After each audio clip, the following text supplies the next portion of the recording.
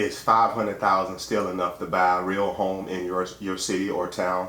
Or are you just buying a headache? Because that's the question everybody keeps asking me. And today I'm going to break it all the way down for you. We're talking about real numbers, real neighborhoods, real talk about what the budget gets you right now and what it doesn't. If you're thinking about buying, or you know someone who is stay with me. This one is going to save you some time and money and some heartbreak. I've been watching this market close for years, and I can tell you the gap between what people think 500,000 buys and what it actually buys has never been wider. So let me show you exactly what the map looks like right now. All right, let's get into it. 3 things. That's all we need. Point number 1. First thing, let's talk about what 500,000 actually buys you in your city or town today. Not 2 years ago, not what your cousin paid, right now. In most parts of your city at 500,000, you're looking at one of 3 things. Number 1, a solid 3-bedroom, maybe 2-bath house in a neighborhood that's either already good or getting there fast. Think of older construction, probably needs some love, but it's yours. Number 2, a newer townhome or condo, usually 2 beds, 2 bath, maybe a little outdoor space. Clean, move-in ready, but you've got HOA fees on top of your mortgage. Number 3, and this is the one people sleep on, a smaller single family home in the suburbs or just outside the city limits, where your dollar goes further and the schools are still solid. The point is, 500,000 is not nothing. It's not anything. But it does require you to make a choice: location, space, or condition. You usually only get 2 of 3 things. That's just the reality of the market. I had a client, young couple, first home, super excited. They came to me with 500,000. I said they wanted a 4-bedroom with a big backyard in one of the top zip codes. I didn't laugh, but I did sit down and I showed them the numbers. It's always about the numbers. We ended up finding them a beautiful 3-bedroom, in one particular zip code over from where they wanted, and they got more house for the money that they had, better commute, and they closed on the budget. Last I talked to them, they said it was the best decision they ever made. Sometimes the best buy isn't the one you had in your head. Number 2, okay, and this is the one I really need you to hear, because these mistakes cost people real money. Most buyers think 500,000 is their buying power. It's not. It's your purchasing ceiling. Those are 2 different things. Here's what I mean. When you buy at 500,000 or any other number that you have for a home, you've got closing costs on top of that, usually 2 to 5% of your purchase price. That's anywhere from $10,000 to $25,000 just to get to the closing table. Then you've got your down payment. Even if you put down 5%, that's $25,000 out of your pocket.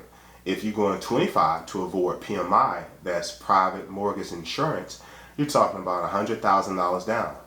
And then the home itself might need things: a new water heater, repairs the inspector found, paint, a washer and dryer.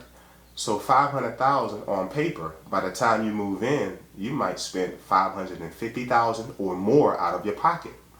The lesson here is simple. Budget backwards. Start with what you have in cash. Figure out what you can actually put down. Then figure out the max purchase price you can truly afford. Don't let the listing price fool you. Point number 3. All right, last one. And this is the fun part, because this is where you get smart about it. Here are 3 moves that make 500,000 go further than most people think. Number 1, look it up and look up common neighborhoods. Every city has them. These are the areas where coffee shops just started popping up, people are fixing up houses, and prices haven't caught up yet. Buy there now, and in 3 to 5 years, you're ahead of the curve. Move number 2, don't be afraid of a fixer-upper if you can handle it. A home that needs cosmetic work, meaning paint, flooring, maybe a kitchen update, can be 10 to 15% cheaper than a move-in ready home. If you got the patience and a little budget for improvements, you can build equity fast. Move number 3, understand the rate environment. Right now, the interest rate on mortgage affects your monthly payment more than almost anything else. A 1% difference in your rate could mean hundreds of dollars a month. So shop lenders. Don't just go with whomever your real estate agent recommends first, or anybody. Get multiple quotes. A $500,000 is a tool, and like any tool, the results depend on how you use it. The people who win in this market aren't the ones with the most money. They're the ones with the best information. So here's what we covered today. What 500,000 actually buy in this your city right now.